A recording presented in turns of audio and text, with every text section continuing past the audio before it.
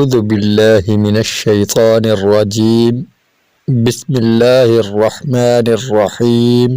ایک دفعہ حضرت عیسیٰ علیہ السلام ایک ایسے نوجوان کے پاس سے گزرے جو باغ میں پانی لگا رہا تھا۔ اس نے حضرت عیسیٰ علیہ السلام سے کہا کہ اللہ تعالیٰ کی بارگاہ میں دعا فرمائے کہ مجھے اللہ تعالیٰ اپنے عشق کا ایک ذرہ عطا فرما دے۔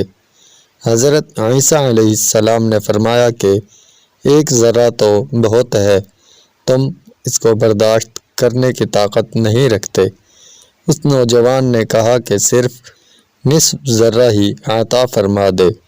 اس کی بات پر حضرت عیسیٰ علیہ السلام نے اللہ تعالیٰ کی بارگاہ میں دعا مانگی کہ یا اللہ اس نوجوان کو اپنے عشق کا نصف ذرہ عطا فرما دے۔ یہ دعا مانگنے کے بعد حضرت عیسیٰ علیہ السلام وہاں سے رخصت ہو گئے۔ کچھ عرصے بعد حضرت عیسیٰ علیہ السلام کا پھر اس راستے سے گزر ہوا اور حضرت عیسیٰ علیہ السلام نے اس شخص کے بارے میں معلوم کیا تو لوگوں نے بتایا کہ وہ نوجوان تو دیوانہ ہو گیا ہے اور پہاڑوں پر چلا گیا ہے۔ حضرت عیسیٰ علیہ السلام نے بارگاہ الہی میں دعا مانگی، یا اللہ اس نوجوان سے میری ملاقات کروا دے۔ پھر حضرت عیسیٰ علیہ السلام نے دیکھا کہ وہ نوجوان پہاڑ کی ایک چوٹی پر کھڑا ہے اور آسمان کی طرف دیکھے جا رہا ہے۔